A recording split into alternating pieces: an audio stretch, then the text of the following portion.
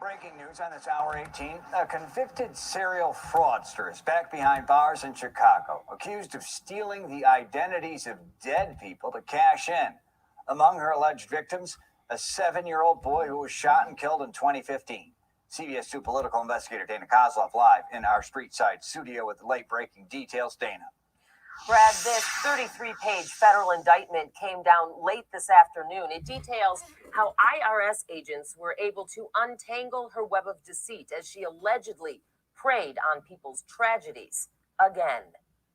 Amari Brown was just 7 years old when he was shot and killed on a Humboldt Park sidewalk in 2015. But 5 years after his death, April 2020, a woman known as Katrina Pierce claimed him as a dependent on an IRS tax return. What Katrina Pierce didn't know is that IRS agents were already looking into her. Months earlier, a suspicious employee at the Cook County Office of Vital Records tipped them off after noticing a woman with the same name had asked for death certificates for 4 people, claiming to be a relative of each.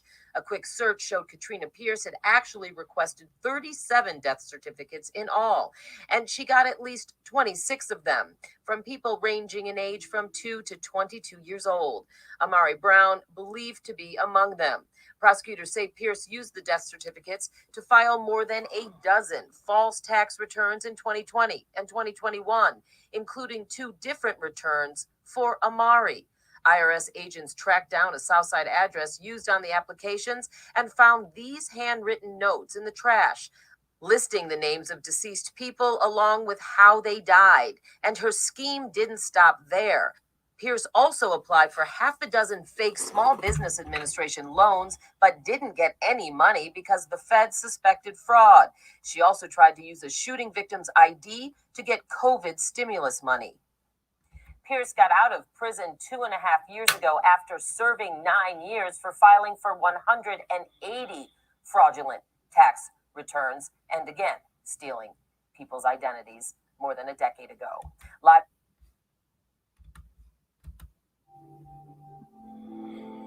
This is crazy. This woman disgusting, man. I don't get that.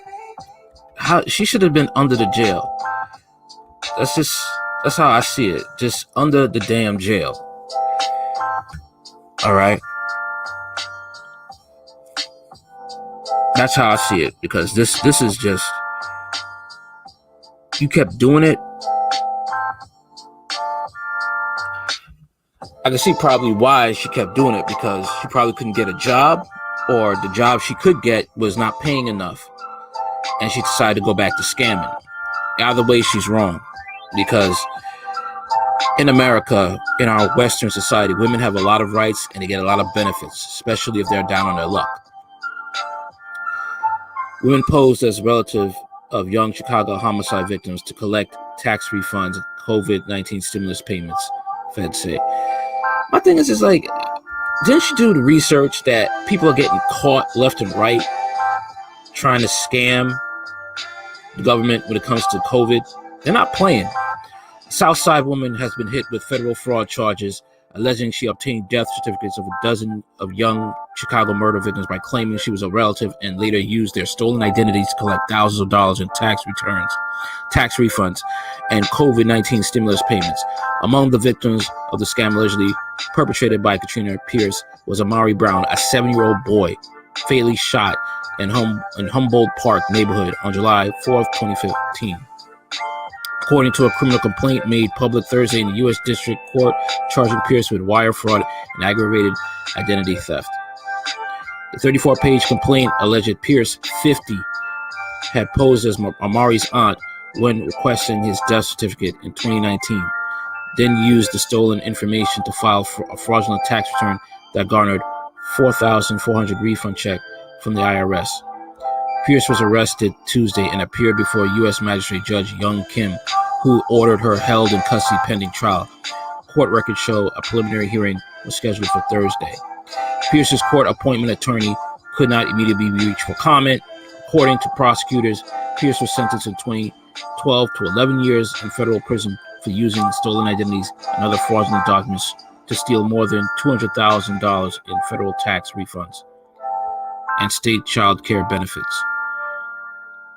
In a sentencing memo from that case, prosecutors called her a career con artist who started her life of crime, shoplifting as a teenager, and quickly moved to forgery, food stamp fraud, and identity theft.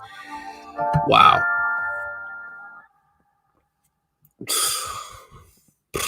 Despite being blessed with the considerable, man, this woman is just crazy.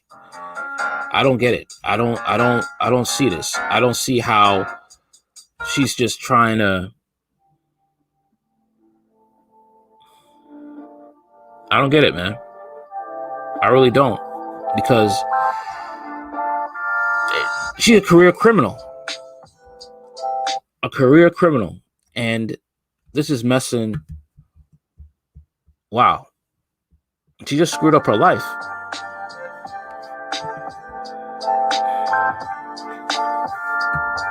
Screwed up your life.